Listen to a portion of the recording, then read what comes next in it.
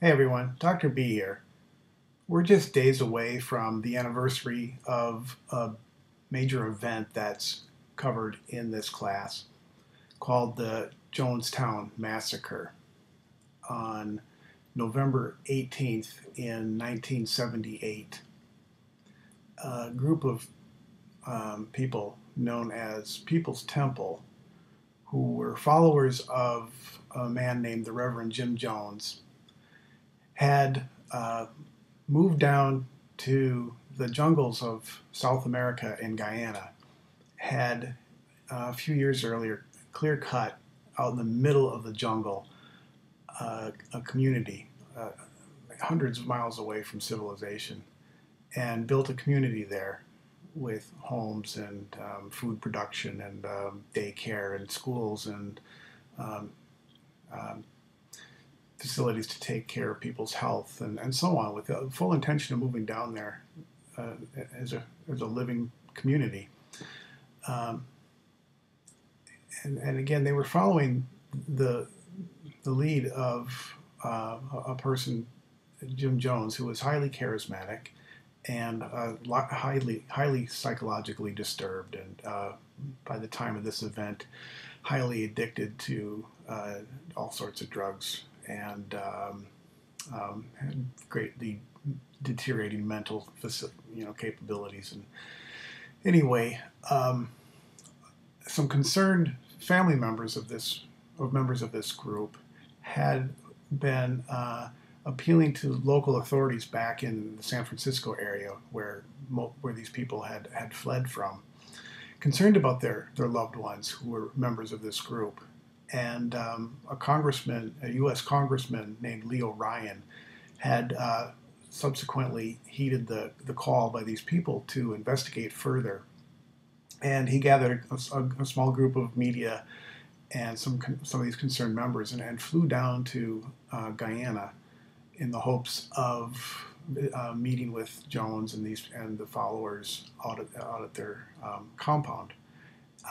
Remarkably, Jim Jones agreed to let them come, and so they flew out in couple small airplanes and landed uh, uh, in the middle of the jungle in a airstrip cleared for this reason, and visited with the people out at Jonestown. And the first day and evening went remarkably well, and they were greeted by enthusiastic followers, and most of the people were conveying how positive experience it was. But the facade was beginning to slip, and some concerned members approached the congressman and some of his team, indicating a strong desire to leave, to flee, to get out of Jonestown. And that's when the facade crumbled, and more people revealed that they were not happy and they were essentially trapped and prisoners there. And things got ugly, and by the next day things got really ugly. And one of Jones's followers did attack the congressman, and pulled a knife on him and was going to cut his throat. And they managed to fight him off. And so the badly shaken team headed back to the airstrip to take a few of the concerned defectors with them, and with the intention of regrouping there and figuring out what to do next. One of the defectors is a good friend of mine who is a retired police officer now and lives on Maui, and his name is Vernon Gosney. And he is a survivor of this movement and of this day, a key survivor. And he was one of the members trying to leave.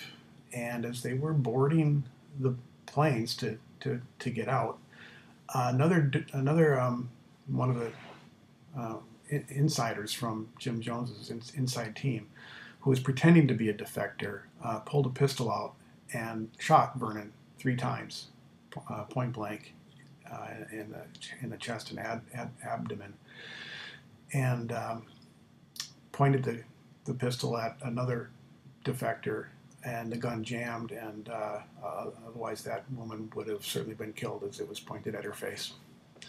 Vernon and others struggled with the gunmen, and Vernon managed to get off the plane and scramble into the jungle, and where he collapsed and was eventually found and survived these massive injuries.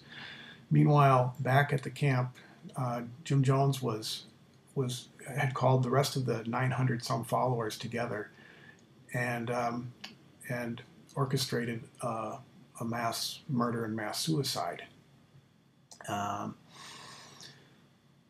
they were ordered to drink a poisoned, a cyanide-laced punch, and administer it first to their children and their elderly, parents, and then take the poison themselves. And those who resisted um, were threatened with, to be shot.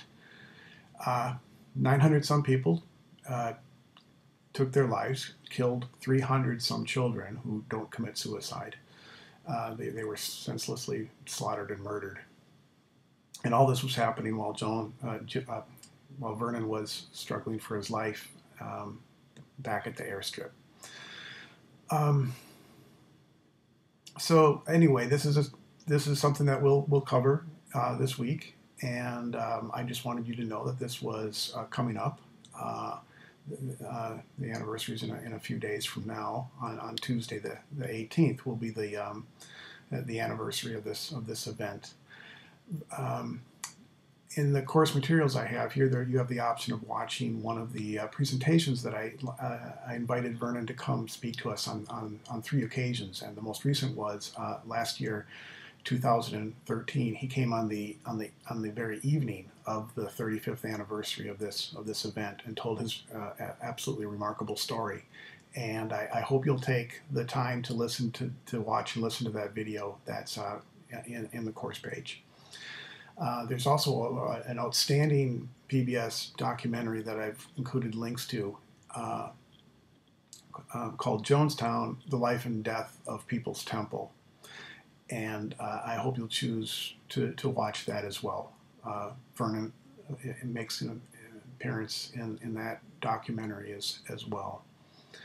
So this is something that we're going to try to understand better, and we'll try to wrap our heads around why nearly 1,000 people were there in the first place, and why they chose to take the lives of their children and their loved ones and themselves. You cannot chalk it up to craziness. That doesn't explain anything. To call them a cult explains nothing. And as you'll see at the beginning of some of these presentations, we quote Deborah Layton, who is another one of the survivors of People's Temple, who says the insightful comment: nobody joins a cult. Nobody joins something that they think will hurt them. So to understand this better, please dismiss any immediate need to write it off as crazy. Over 1,000 people were not crazy.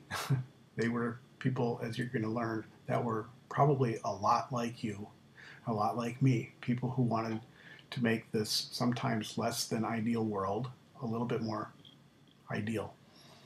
And in my opinion, they were nothing short of heroes, those that were there for all the right reasons. There were some people that were not there for good reasons, and Jim Jones was certainly one of them, and some of his inside followers, his inside team of leaders were certainly conducting horrible, evil acts.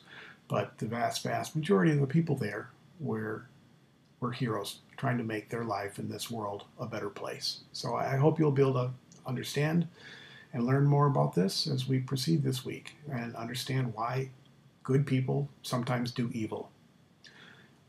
By all means, feel free to send me comments or talk to me and ask me any questions that you have.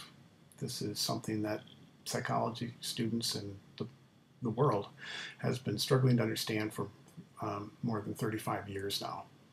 And if you listen to Vernon's talk and watch the PBS episode that I mentioned, I guarantee you'll walk away with a much more profound and deep understanding of just how and why this could occur. And as you watch it, I want you to ask what I'm going to be asking you to do during as we study a lot of the things in this social psychology chapter, I want you to ask yourself, what do I think I would have done if I was in this situation, if I was there, if I was at Jonestown? What would I have done if I was a participant in Stanley Milgram's obedience study that you will or have learned about in this chapter this week? What would I have done? Would I have obeyed orders to administer shocks to a stranger that I just met? If you were a participant in Phil Zimbardo's Stanford prison experiment and you were either a guard assigned randomly to be one of the guards or randomly assigned to be one of the prisoners in that mock prison study, what would you have done? What do you think you would have done? Ask yourself these questions. And I think you'll realize that these are not easy things to think about. They're not easy answers. Statistically speaking, you were not very likely to do much of anything differently than the participants of these three powerful situations that these sets of people found themselves in. It's easy to say, I would have done something different. I would have been heroic. I would have resisted. Some people did. Some people were heroic. And we'll also study that this week. So after we try to wrap our heads around a lot of concepts and ideas about evil and why and how people can do evil things, and would I do evil things if I was in a situation like this, we will try to answer, why are some people heroic? If situations bring out the worst in people, they can also bring out the best. And we'll learn how to try to be a little bit more prepared to be heroes in waiting. That's the hopeful message that Phil Zimbardo is now espousing after years of studying evil and trying to understand why people did and do evil things. He's now advocating something called the Heroic Imagination Project and trying to better understand not just how people will be heroic, but how can we facilitate that? How can we be trained to be heroes in waiting? So I invite you to enter into that quest, become a hero in waiting. And we'll learn a little bit, hopefully we'll learn quite a bit more this week in just how to do that. So, see you soon. Thanks for your attention to this. Bye for now.